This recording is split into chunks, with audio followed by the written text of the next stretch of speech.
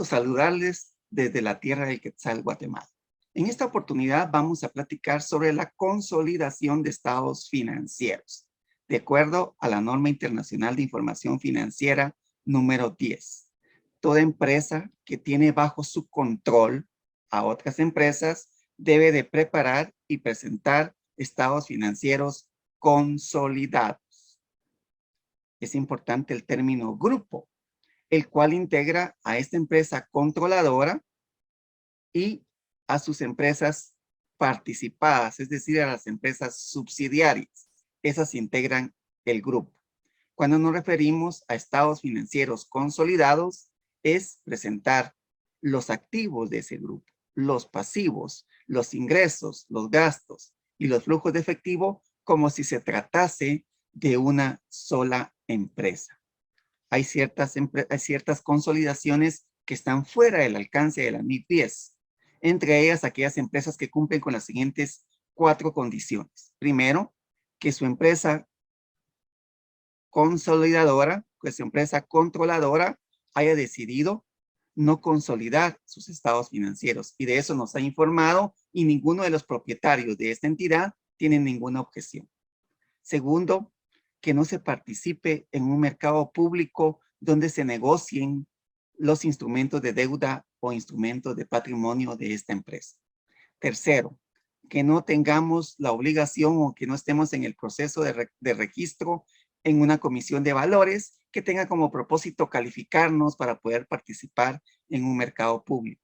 Y por último, ya sea que la empresa controladora principal o una controladora intermedia de esta empresa consolide una de sus subsidiarias, consoliden información y se midan de acuerdo al valor neto, al valor razonable con cambios en resultados. Estas 4 condiciones tendría que cumplir una empresa para quedar fuera del alcance de la NIF 10. Pero volvamos al objeto de este segmento, la consolidación de estados financieros.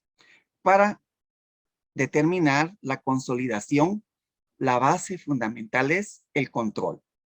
Tenemos que establecer si tenemos el control sobre las empresas para determinar si debemos de consolidar.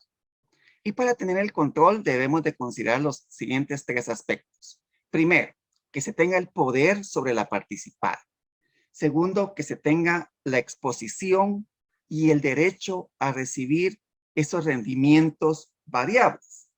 Y tercero, que se tenga la capacidad de ejercer ese poder. Volvamos a lo que es el poder. ¿Cuándo tengo el poder sobre una participada? ¿Cuándo puedo influir en esas actividades relevantes que generan los rendimientos de la empresa? ¿Cómo qué actividades pudiéramos considerar como relevantes y que generan rendimientos? Podemos pensar en las decisiones sobre la compra y venta de bienes y servicios, la compra, disposición de activos, determinar la estructura financiera de una empresa, determinar la investigación y desarrollo de un nuevo producto, los puestos principales de la empresa, los salarios en ellos. Todo eso es actividades relevantes que tienen que ver con la generación de los rendimientos. Es ahí cuando podemos determinar si la empresa tiene poder.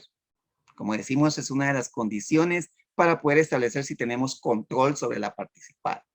Segundo, esa exposición o el derecho a recibir rendimientos variables. Entre estos rendimientos, pues tenemos por lógica los dividendos, pero también pudiéramos tener ingresos por una inversión que tengamos en bonos en la empresa participada o en otro activo. Si podemos influir, si nos exponemos a esos rendimientos o el derecho a esos rendimientos, eso cumpliríamos con otra de las condiciones para poder decir que tenemos control sobre la participada.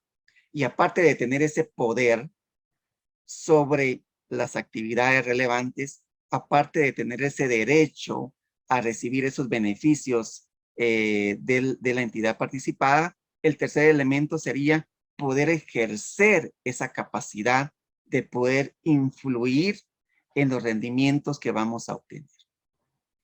Como les comentaba, podemos establecer el poder también. Una de las formas sencillas de establecer ese poder es de acuerdo a nuestra posición accionaria. ¿Cuántas acciones tenemos en la empresa participada para poder de alguna manera influir y poder tomar decisiones en esas actividades relevantes? Esa es la forma más sencilla de establecer el poder, por la cantidad de acciones. Si tenemos el 50% más uno, podemos considerar que podemos ejercer ese poder. Entonces puede hacerse de una forma directa, de una forma sencilla. Si tengo más del 50% de acciones, puedo de alguna manera inferir que tengo ese poder, aunque hay que analizar otros aspectos no directamente relacionados con el porcentaje de acciones. Sí, también podemos de alguna manera, esa cantidad de acciones es importante que la analicemos. Por ejemplo, ya mencionamos que si tengo más del 50%, pues voy a tener ese poder. Pero analicemos, ¿qué pasa si tengo del 0 al 19% de acciones? En ese momento debo de reconocer esas inversiones de acuerdo a la MIF 9. Debemos de reconocer como que fuera un instrumento financiero. De eso tenemos, de ese tema también tenemos un video en el cual pudiéramos reforzar el mismo. Si tengo del 19%, del 20% al 49%, del 19 al 49, estamos hablando que lo tendríamos que contabilizar de acuerdo a como una inversión en una sociedad. Tenemos una influencia significativa, más no el poder. Si tenemos un 50% de las acciones, sería un poder conjunto. Y si es más del 50%, estaríamos hablando, como lo indiqué, que se tiene el poder. Un ejemplo para establecer este poder, voy a considerarme como la empresa A y tengo el 80% de la empresa B. Es decir, ahí tengo ese poder en esa participada. También puedo tener un poder en una forma indirecta sobre una tercera entidad. Por ejemplo, existe la empresa C. Como le indicaba, vamos a ampliar el ejemplo. En este caso, tengo el 90% de acciones en la empresa B. Tengo ese poder sobre la empresa B. Y la empresa B, a su vez, tiene el 60% de participación en la empresa C. La pregunta aquí sería, ¿tengo poder también sobre la empresa C? La empresa B tiene poder sobre la empresa C porque tiene el 90%. En este caso, replanteemos aquí para no confundirnos. Volvemos a ver el ejemplo. La empresa A tiene el 90% de acciones sobre la empresa B. Ahí está claro que tiene el poder accionario. La empresa A tiene el 90% sobre la empresa B. Y la empresa B, a su vez, tiene el 60% de acciones de la empresa C. Claro, la empresa B tiene el 60% de la empresa C, tiene poder. ¿Qué pasa con mi empresa A? ¿Tenemos poder también sobre la empresa C? De alguna manera tenemos un poder de una manera indirecta. Recordemos, tenemos el 90% sobre la empresa B y la empresa B tiene el 60% sobre la empresa C. Si multiplicamos 90 por 60, de una manera indirecta tendríamos el 54% de participación sobre la empresa C. Entonces estamos viendo que podemos tener un poder accionario directo y un poder accionario indirecto sobre la empresa C. Entonces es una forma sencilla de determinar el poder que se tiene sobre las participadas, de una manera directa o de una manera indirecta. Hay otras formas más complicadas, revisar la estructura organizacional de la empresa, ver cómo se establece ese poder que se pueda tener sobre las actividades relevantes, ver de alguna manera acuerdos que se puedan dar para ejercer los votos. Todo eso es una forma más compleja de determinar el poder sobre una participada. Entonces, una vez determinemos ese poder, una vez participemos en esas actividades relevantes, una vez tengamos la exposición y el derecho a recibir rendimientos y la capacidad de poder ejercer para influir que obtengamos esos rendimientos, tenemos ya establecido el control y debemos de consolidar estados financieros. ¿Cuál es el procedimiento para la consolidación de estados financieros? Lleva varios procesos. Entre ellos vamos a tratar de resumirlos. Primero, la homologación.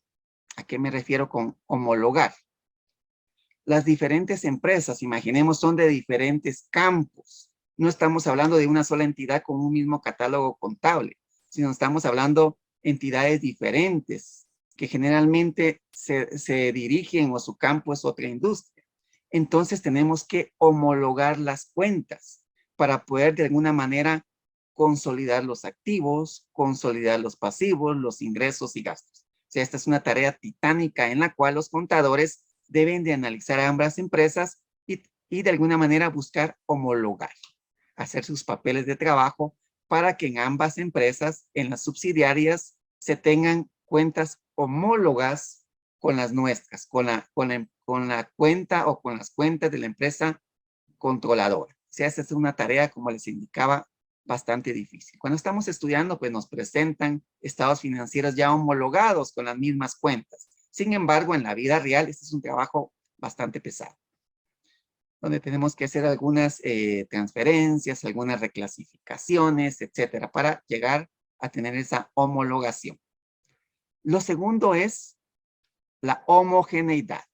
Tenemos que tener las mismas políticas contables. O sea, aparte de homologar las cuentas, tenemos que revisar las políticas contables. Tenemos que revisar las estimaciones contables. Otra labor que para uno que está iniciando en la universidad solo ve, como les comentaba, estados financieros, balances de saldos iguales. Sin embargo, es otra tarea bastante importante. Tenemos que revisar las políticas contables. Si una, por ejemplo, valora su propiedad, planta y equipo de acuerdo a costo histórico y otra de acuerdo a método de revaluación, tenemos que hacer esa homogeneización, aquellas partidas de ajuste que permitan tener las mismas políticas contables, porque recordemos que vamos a unificar todas las cuentas y todos los saldos. De igual manera, tenemos que ver las estimaciones. Ambas, por ejemplo, puedan tener el costo histórico y el método de línea recta en su propiedad, planta y equipo, pero no tienen la misma vida útil considerada para un mismo tipo de bien. Para los vehículos, una tiene 5 años y otra tiene 4 años. O sea, este es un proceso en que tenemos que hacer esos ajustes para que tengamos homogeneidad en las políticas contables también. Una vez salvados estos dos temas, podemos de alguna manera ya comenzar con el siguiente punto en este procedimiento, que es eliminar aquellas operaciones intragrupo. Recordemos que vamos a presentar esos activos, esos pasivos, esos ingresos y esos gastos para con terceros. El grupo lo vamos a considerar como una sola entidad. En ese sentido, tenemos que eliminar esas operaciones que se dan intragrupo. Las compras y ventas que se dieron entre las empresas, los activos y pasivos que se tienen entre las empresas del grupo. En las ventas tenemos que considerar eliminar también en aquellas empresas que utilizan el inventario perpetuo donde llevamos nuestro costo de ventas, tenemos que eliminar en esas ventas tanto el ingreso como el costo de ventas y la utilidad. Para aquellas empresas que llevan el método periódico, eliminar las compras y ventas y esos recargos que tienen los inventarios iniciales y finales, que al final cuando se realicen las ventas, pues tendríamos que eliminar los ingresos que se van a derivar de esas ventas entre grupos. Y otra parte también que hay que eliminar de acuerdo a la NIF 10 es esa cuenta inversión.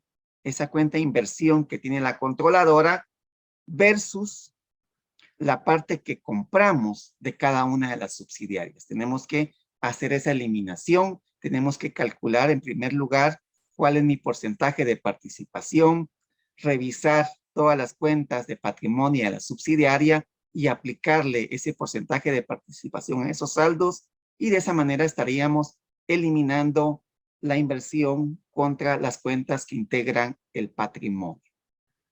Entonces, esto es un pequeño resumen de lo que es la NIF 10, esperando les sea de utilidad. Parte práctica la podemos ver también en este canal. Tenemos 2 ejercicios sobre la consolidación de estados financieros como casos completos de este tema que estamos platicando. Aprovecho para saludar a todos los que nos escuchan. Realmente es alegre, es motivador ver que se están agregando a este canal personas de Perú, personas de Colombia, personas de México, personas de Chile, aparte de los que me escuchan y me siguen desde Guatemala. Les agradezco mucho la atención, les agradezco mucho la preferencia que están ayudando a que este canal pues siga creciendo. Los insto de alguna manera también a dar sus aportes por este medio. Creo que la virtualidad nos ha permitido unir países y que entre todos pues el conocimiento se traslade de una manera generalizada. Un gusto saludarles.